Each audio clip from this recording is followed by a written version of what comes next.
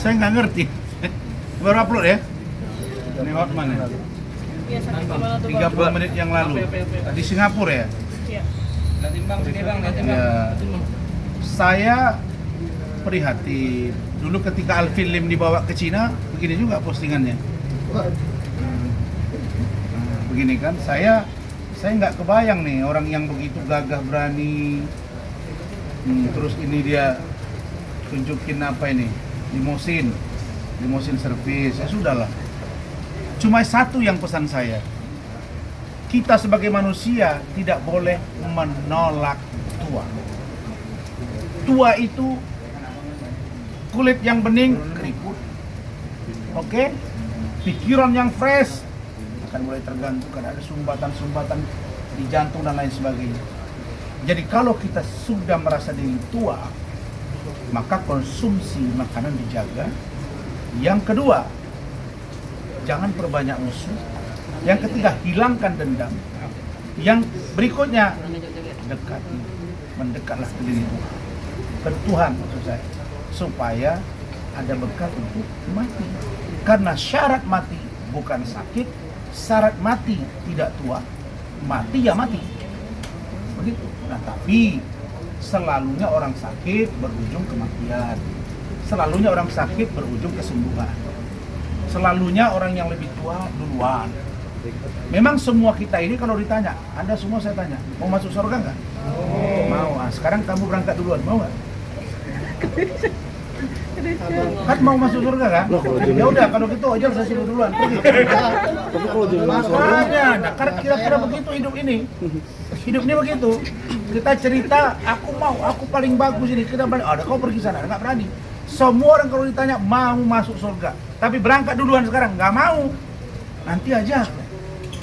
Bang, ini ada yang mengaitkan dengan pernyataan Bang Firdaus soal tidak suka berantem ditiup aja langsung bisa sakit. Nggak ngerti lah, saya nggak ngerti tiup meniup. Tapi Saya nggak tahu, saya nggak ngerti tiup meniup. Saya ini orang biasa, saya siapalah. Cuma barangkali pertanyaan Rahmat terlalu kencang, pertanyaan Pak Lecu terlalu kencang, pertanyaan yang lain terlalu kencang, sehingga mungkin menimbulkan ya ada semacam pressure terhadap dia. Tapi saya dan tim ya prihatin, kami berharap dia sehat. Ini kita sidang hari Kamis, Iya, takut besok Selasa. khawatir. Saya sudah beritahu ke ketua tim untuk menghubungi pihak kejaksaan. Kalau memang beliau sakit ya jangan dipaksakan sidang kan. Nanti tiba-tiba lagi saya tanya, misalnya nih nauzubillah min dzalik, jatuh pula dia jadi persoalan ke saya kan. Ini sekarang udah banyak nih, katanya di situ ada serangan langit, serangan macam, nggak ngerti saya. Serangan langit, serangan darat, serangan udara, air, nggak ngerti saya. Jadi mungkin Tuhan sedang meminta dia istirahat. Udahlah. Tuhan tegur, Hotman, kau istirahat dulu. Ada yang menarik bahasa Pak Luhut Binsar Panjaitan. Ketika beliau berangkat berobat ke Singapura. Ya, selama ini Pak Luhut ini orangnya kerja dengan jabatan yang banyak masa Pak Jokowi. Satu kalimat istrinya, langsung dia diam dan nurut. Papi, dengarin dulu dirimu. Dengarin dulu dirimu. Dia yang tahu perasaan diri, tanya, dengarin. Langsung, iya, langsung. Ya sekarang saya pesan, Pak Hotman, dengarin dulu. Ingat pasang 3 ring di jantung. Ingat gula darah. Ingat fisik. Ingat HB yang turun. Ingat tensi yang sampai 40. Ya sudah, kalau udah begitu kondisi fisik, jangan berantem lagi. Karena kalau penyakit datang sekali, bisa 2 kali. Kalau orang udah pernah kena stroke, maka mendekati dan selalunya 2 kali. Kalau udah pernah drop, selalu bisa drop. Kalau tidak dirubah pola hidup. Contohnya jangan berantem lagi sama Rasman. Jangan berantem lagi sama Firdaus, sama kawan-kawan. Masa sudah anak saya lagi urus private jet. Nah, saya mau berobat, HB saya 9, tensi 90/40. Anak saya dokter loh. Paham saya, ini bidan Bu Ade. terus ada catatan rekam medik misalnya, masih posisi napas kurang baik tuh, masih ngomong lagi dikit, saya akan ada di sana, kita akan bertemu, masih ada dalam hati saya. Ya Allah, kenapa ya? Kami tak pernah pikirkan Bapak untuk jahat, Pak Hotman. Dengarkan dirimu, dengarkan hatimu, dengarkan istrimu. Mukamu sudah pucat kemarin, kertas jatuh di kiri, jatuh di depan, jatuh di kanan, udah begitu. Maka saya katakan, di balik usaha manusia dan kesombongan manusia, kalau Allah tegur dan permalukan, sebentar dipermalukan. Itu poin. Kata Allah, makhluk yang paling mulia saya ciptakan adalah manusia. Makhluk aku, kata Allah, yang aku ciptakan adalah manusia. Lebih mulia daripada malaikat. Lebih mulia daripada jin, daripada setan. Tapi kalau kalian berperilaku buruk, lebih hina daripada binatang. Itu ajaran agama. Dan Allah itu kun fayakun. Jadi maka jadilah dia. Selama ini tidak pernah kita dengar Pak Hotman ini sakit.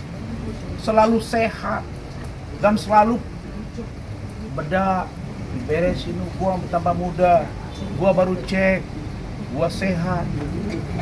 Nah, tiba-tiba dia berhadapan dengan Rasman yang dianggapnya musuh. Saya menganggap dia musuh. Di situ Tuhan tunjukkan, kau nggak kuat ngadepin persidangan nih, kau dibawa pulang, dipapah, digotong masuk, nggak ada ngomong sama wartawan. Masa itu nggak jadi koreksi di diri? Dalam ajaran Islam yang saya percayai, kalau orang sakit, dua yang harus diingat. Dia sakit, maka dia akan berkurang dosanya, dan kalau dia sabar. Berikutnya, teguran dari Tuhan. Dalam ajaran Injil, jelas itu. Apa itu? Selalulah melayani Tuhan. Saya sudah bilang kepada kalian berkali-kali dalam surat Timotius di Injil. Ketika Rasul Paulus mengatakan bahwa kepada muridnya Timotius, orang baik tidak akan pernah terkena bencana, tapi orang fasik pasti celaka. Saya kira terlalu tinggi ilmu saya dalam hal memahami kitab suci, tetapi masalah kaya dan tidak kaya, ya kalau dia bilang paling kaya, kalau kalian dengar persidangan itu, aduh, ibu ketua majelis sudah senyum-senyum aja nih. Karena kalimat dia itu 80% diduga merendahkan perempuan, benar nggak Pak? Karena ada syarat, mau jadi asli harus ada syarat, tidak boleh OP, harus original. Bagaimana memastikan original? Berarti diapain? Ditengok disentuh atau melalui remote? Kan nggak tahu kita mengukur itu. Terus berapa kadarnya? Kira-kira begitu. Jadi ini yang mungkin mengkhawatirkan dia. Tetapi itu terungkap juga. Makanya saya bilang, jangan kita busuk hati pada manusia. Jadi saya kira Pak Hotman berobat. Dengarkan dirimu. Ingat usiamu. Ya, dengarkan firasat batinmu. Kurangi musuh. Dan saya bukan musuh. Saya orang kampung. Saya sedih, Anda sakit. Karena tak sempat kita berdebat. Saya berharap kita berdebat di pengadilan supaya terungkap fakta yang sesungguhnya. Itu saja. Cukup.